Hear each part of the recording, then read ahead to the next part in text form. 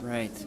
Now, I know that people who are listening to the program right now are going to be chomping at the bit saying, Justin, please ask her what these visions were. What are the visions that maybe you had seen of the future? Was it something for yourself, or was it something for the planet or an area?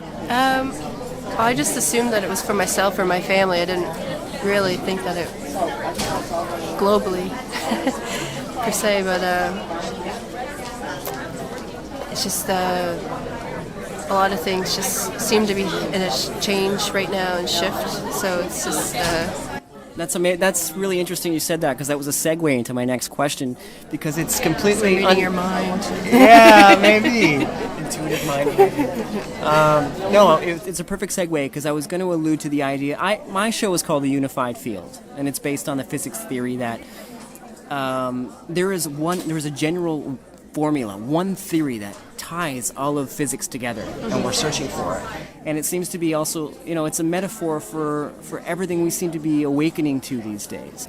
One thing seemingly unrelated 10 years ago, when we look at it from our perspective now, can be connected. My area of the paranormal, it seems to be a growing trend for things like the identification of unidentified flying objects and Bigfoot might all kind of come together now in an idea that maybe these things are related. Our government, the suppression of information, the economy, the climate, global warming, which brings me to 2012 and the Mayan end time prophecy. Do you have any visions or ideas? What's your take on 2012? Is this a shift in consciousness, or is this leading up to some sort of big buildup of apocalyptic proportions as assumed by Hollywood's 2012 doom and gloom CGI fest? It's definitely going to be apocalyptic, massive contain. You won't believe it. I feel some cynicism and irony in your voice. Seriously. It will be for the people that aren't open to the new age concepts and who are driving gas-guzzling vehicles and who have no concept for anyone else besides their own little unit of family. Yeah, that seems to be a common census with people now. Everyone seems to be feeling that sort of electricity in their body, and a lot of us can't really put our finger on it. Yeah. But those of us who can are tuning into that. Yeah. This real grassroots community movement and the necessity to change the way we live our daily lives. I think it's going to be a huge importance for us to go back to old traditions, even farming, even the way that we have a concept for clothing ourselves. All of these old concepts are going to come back in full force because we're going to need to have that knowledge. Yeah. It's almost like we're realizing that, it's obvious, in my opinion, that capitalism is a failing idea. And the idea that we're living in this grand parade of disillusion is about to be wiped clean. And the necessity of having a function in life is going to reemerge, and a place in our community, and a reason for being alive, other than to feed the corporate machine. So, is that what you're kind of alluding to? Yes.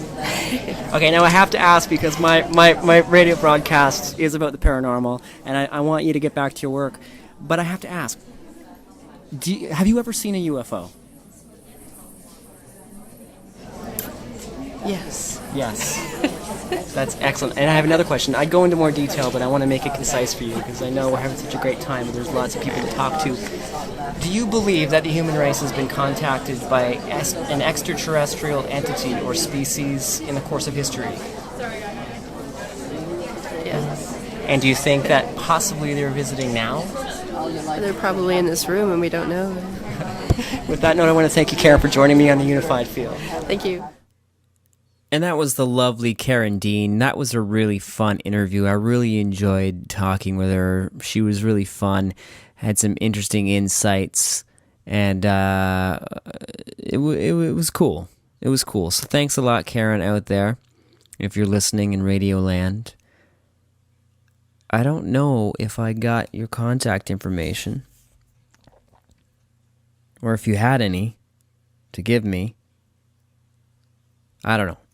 Anyway, if you're out there, if you guys want to have an intuitive painting done, check out Karen Dean. She is local. All these folks are local, with the exception of Andre Chevalier, and that's it. Now, the interview I didn't do today, it's on purpose, was with Sean Leonard, gifted psychic, past life regressionist, and spearheader of a new paranormal investigation group.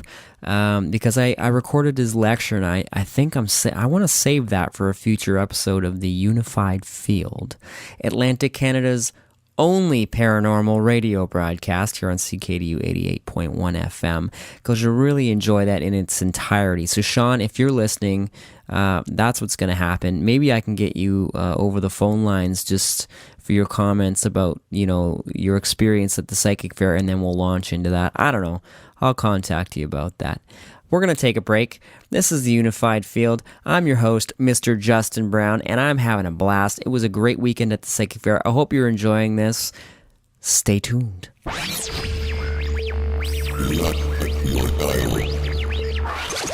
We interrupt this program to bring you a special bulletin from our interplanetary newsroom.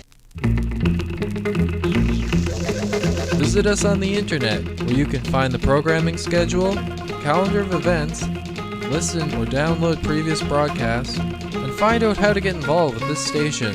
www.ckdu.ca.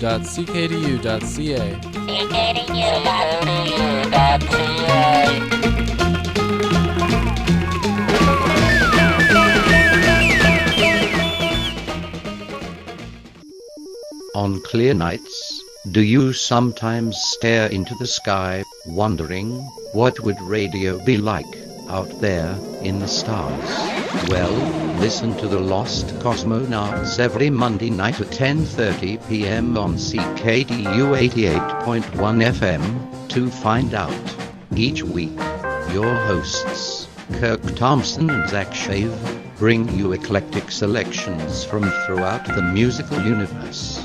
So, tune in this Monday for another exciting episode of the Lost Cosmonauts. Until then, live long and prosper. Space is the place. Space is the place, yeah. Space is the place. Do you have a yard you would like to garden, but just don't have the time?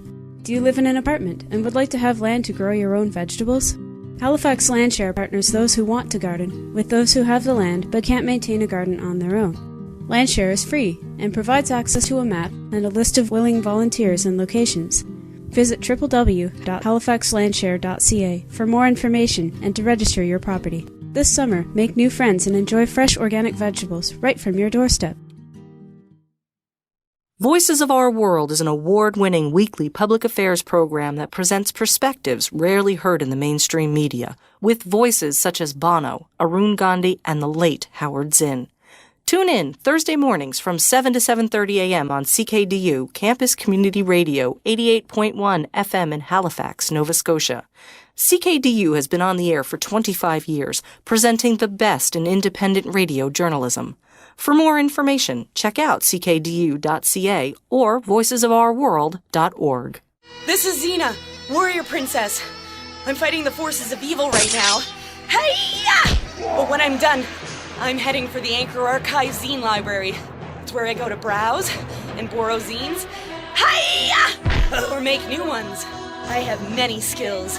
The Anchor Archive Zine Library is in the Robert Street Social Center at 5684 Robert Street and open Tuesdays and Sundays. Check out their 3,000 zines or come to a cataloging party.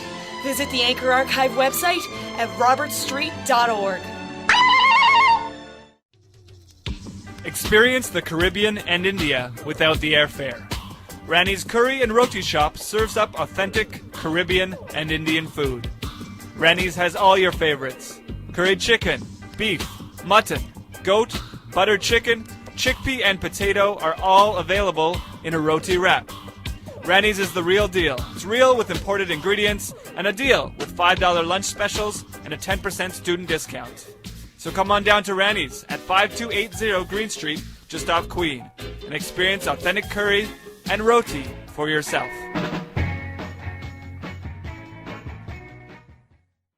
You are listening to the Unified Field with your host, Mr. Justin Brown.